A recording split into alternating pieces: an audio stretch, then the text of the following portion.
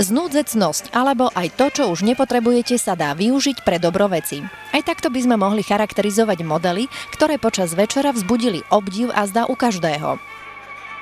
Keď pred 5 rokmi odišla so svojou rodinou do Kanady, potrebovala sa presadiť ako textilná dizajnérka a zároveň zvládnuť angličtinu. Ja som sa veľa učila po anglicky z novín, som čítala noviny a pozerám na noviny, však toto môže byť pre mňa ako dobrý materiál, s ktorým môžem vlastne narábať ako zlátko. Noviny sa teda pre ňu stali učebnou pomôckou, ale aj vhodnou inšpiráciou pre svoje kreácie, ktoré jej okamžite priniesli ocenenie nielen v krajine javorového listu, ale aj v našom hlavnom meste. To mi otvorilo cestu, aj dalo mi to pocit, že robiť z novín objekty není zbytočné. Elena Gregušová sa pohrala pri tvorbe svojich šiat, ale dala si záležať aj na použití novinovej látky. Na sochách sú rôzne druhy novín. Tam máme čínske, tam sú anglické, dokonca aj farby tých novín sú rôzne. Ja mám radšej, keď to písmo samo nám povie charakter tej samotnej kultúry, histórie a to je pre mňa veľmi, veľmi dôležité a veľmi inšpiratívne. Úspešná slovenská dizajnérka pricestovala z Vancouveru na Slovensko spolu s rodinou, ale aj so svojimi modelmi poskladanými v batožine.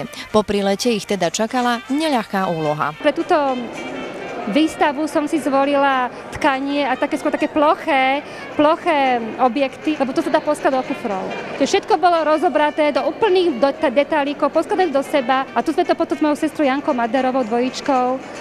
Ona je tiež výtvarnička, spájali dokopy 3 dní. Tretím víťazom Bienále užitého umenia sa stal fotograf Martin Greguš. Jeho vystavané fotografie sú súčasťou projektu Obleci noviny, ktorý je charakteristický práve multikultúrou Kanady. Noviny prečítame a vyhodíme, ale vďaka jeho fotografiám dávajú ľuďom iný priestor na vnímanie vecí okolo nás. Ja sa vždycky snažím v týchto fotografiách, čo sú tu, vlastne umožniť tomu objektu a tej modelke nejak proste dať jej priestor. A na druhej strane dať divákovi priestor na vlastnú tvorbu vo svojej mysli, aby si vedel vlastne vytvoriť k tej fotografii nejaký príbeh. Kým objekty fyzicky sú predstavované na figurínach, teda ako vo výstavnej sále, tak objekty na fotografiách sú predvádzané živými modelkami, ktoré zase podľa typu novín, aké sú použité, sú buď Číňanky alebo Indiánky, alebo teda zodpovedajú národnosťou tomu typu kultúrnemu. Martin to fotografuje tak, že ich fotografuje vo voľnej prírode a za pozadie si bere väčšinou oblohu. Čiže nie je tam nejaká konkrétna príroda, nejaké lesy alebo nejaké konkrétnosti, ale je to len taký voľný priestor. Máme obrovský problém s novinami, takže... V čom? No v tom, že vlastne noviny majú svoju remitendu a musia byť zlikvidované, keď sa nepredajú. To znamená, že ich musíme kradnúť z kontajnera.